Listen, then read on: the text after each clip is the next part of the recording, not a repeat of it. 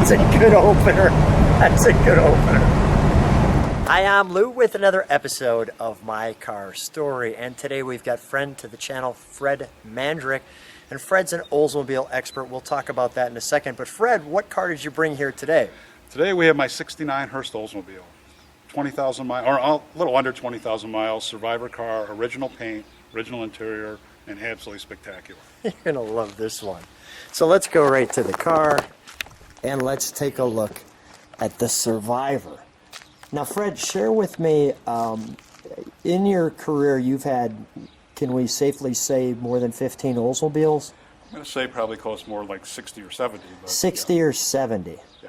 And this one still is in the collection. Tell me about, first of all, this very unique hood scoop. What are they, is there a name for that? Or? It's called a mailbox hood scoop. It was kind of a, I don't know if it was a joke or not, but it looks sort of like a mailbox the way it sticks out in the front. It was 69 Hurst Olds only. It's something they proposed to Oldsmobile back in when they were doing the proposal side of this. They had a couple of different versions of it, but this is what they settled on. And this is what they settled on. Let me show the car from the side. So how long have you had this one? Come on with me. Well, probably, I'm going to say it's been at least 12 or 13 years, maybe more. I don't know. So, but I bought this off a friend of mine out of California, and it's just a great survivor. I mean, the car's got original exhaust, original shocks. Everything's original on it with the exception of the tires and the battery. So. Wow. And this is just amazing that you guys have kept this time capsule. Very cool, stylish sports mirrors. You can see them twice. Tell me about this piece right here. So this car was raced in 1970 at the Winter Nationals in Pomona. Now, and there are some spots on the car where this thing was lettered up at one time, from what we can tell. I've never seen any photos of it lettered up, but there are some remnants in the paint, if you catch the right angle on it, where you can see it's at 455 CU cubic inch on the hood. It had the driver's name up on the roof, and there was, I think, D stock automatic on the quarter panels or something. Wow. So it's like the ghost in the machine a little bit, but it's difficult to see in most lights. It just has to be the correct light in order to see it. Now the Hurst Olds was, I mean, people knew right off the bat they were getting something special when they got that back in that time frame. And it was clearly designed to be just that, a car to keep up with the other ones. Can we pop the hood on this one? Sure. And we'll, we got the light on it just right. So let's start with not just the motor. Go ahead, you're going to say something. So the ram air motor on this thing, or the ram air cleaner assembly on there, it uses a Ford vacuum motor system on that, believe it or not, in order to drop down when you drop the manifold vacuum when you floor it. So it's a unique setup. It's very much Hurst Olds. That's all they were available on. The intake manifold, the same thing. It has the PCV valve in the intake manifold, so it has dual breathers. That intake manifold is incredibly expensive if you can find them, because they only made however many they needed for production, plus maybe a couple on the shelf. Wow. And I'm just noticing all the original markings. It has everything on it. This car's original motor, original intake manifold, carburetor distributor, water pump, alternator, master cylinder, starter, belts and hoses are all original. All the heads, you got the D listed there. D heads on it, yep. And I'm just noticing you got your 1, 3, 6, and 7 on this side. See if I can get into that.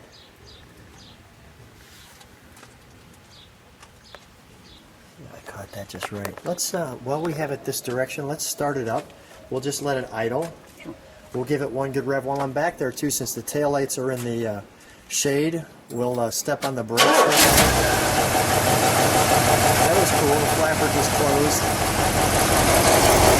The flapper that we just saw open just closed. Let me listen to it idle for just a minute.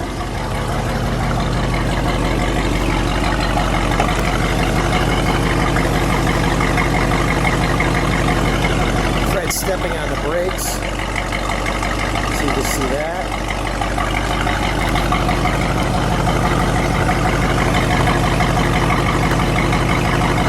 That is the sound of a muscle car.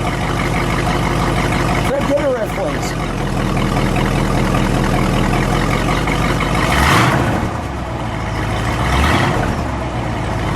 Those are original mufflers too. Original mufflers. Do just a little more rev. A few more things. There we go. Nice body rock on that one. And what we'll do is we'll turn it around.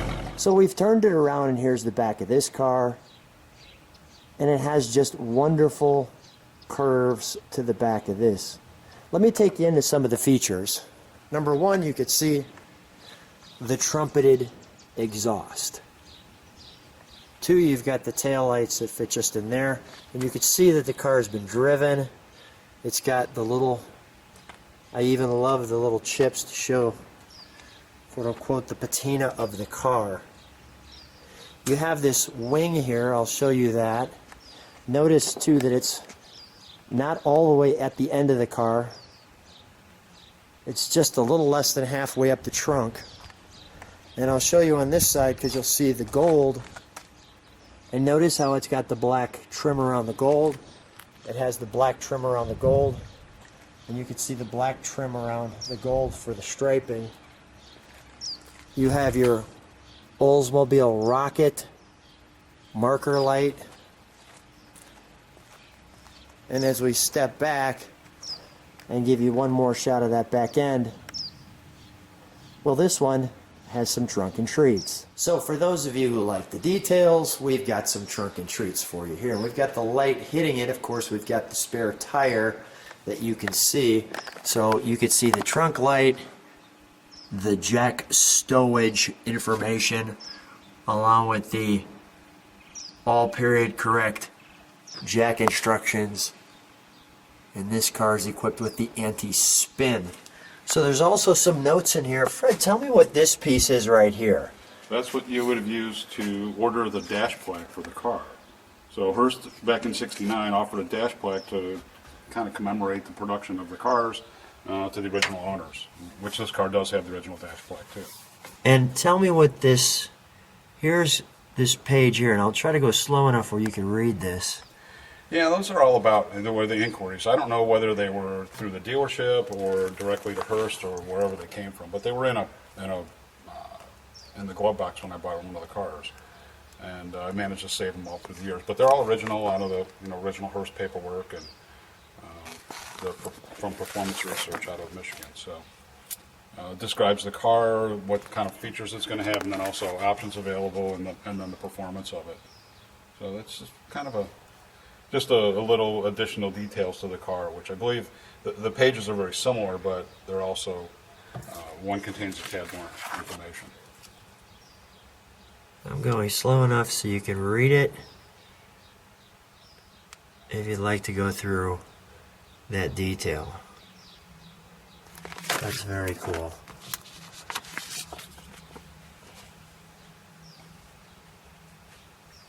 You don't usually get to see this stuff too often, if at all.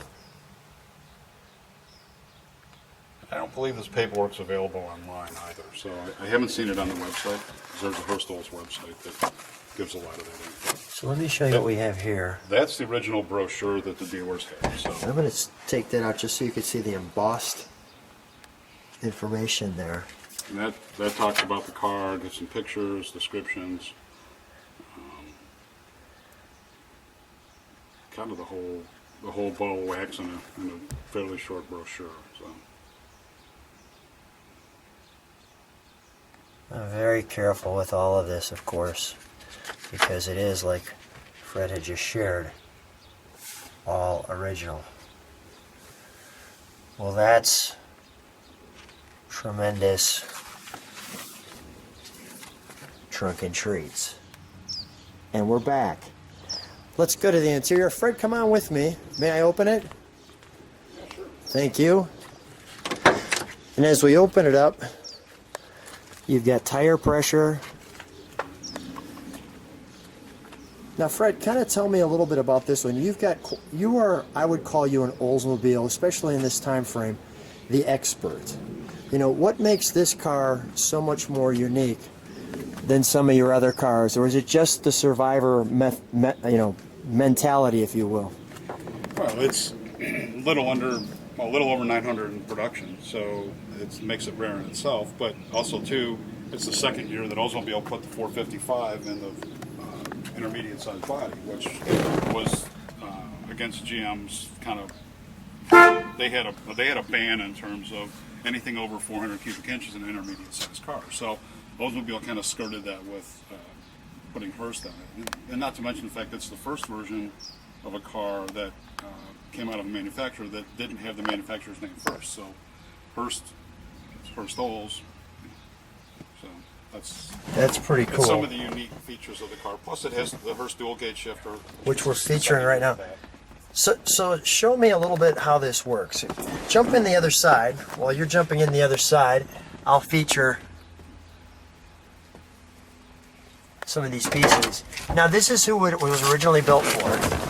That was the original owner. So that was that little piece that we had in the trunk, that tag. Was that for that? Yes, it was. So you'd send away, you would get this, it would come back engraved with your name on it, and you were free to stick it anywhere you wanted inside the car. Wow. Okay. Yeah, I've seen them on the ashtray door, seen them on the glove box door. Yeah. Now show me how this dual gate shifter works. So the shifter works, you pull it straight back in here for if you want to drive it in a normal capacity. When you want to race, slide that over, it drops into this gate, then you pull it back, and then you've got your positives as you slide it through to get to the next gear without missing a gear. So it's almost like an automatic manual back in that time frame, which makes that quite unique, and I wanted to feature that. And we'll feature that when we take the ride as well, and that'll be great. Fred, I think it's time for a ride.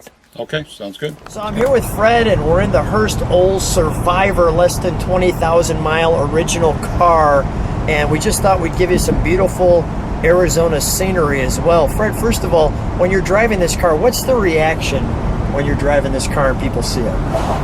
It's awesome. You know, you get into it, it's almost being back in '69. Yeah. You know, because the car just feels like it was, a brand new vehicle. And it's just a time capsule.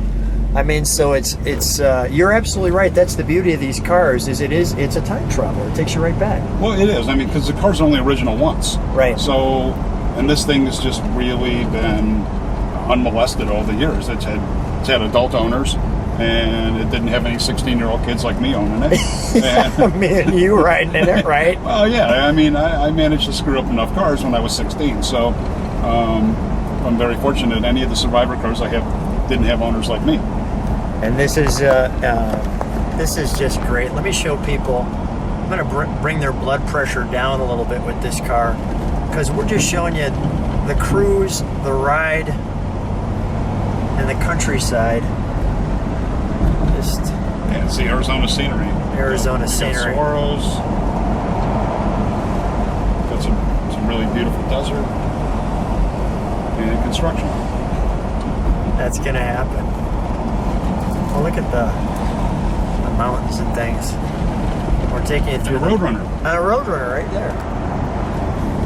That was by design. Yeah, right. The Roadrunner and the Oldsmobile. All the Plymouth fans rejoice. And the only thing that would have made that better is if you were driving a Superbird. There you go. That's good stuff right there.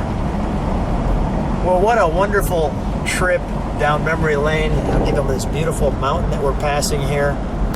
Fred, what a treat. So much fun to hang out with you and share your car, and I'm excited to see what the viewers think of this Survivor. Thanks for being on the channel.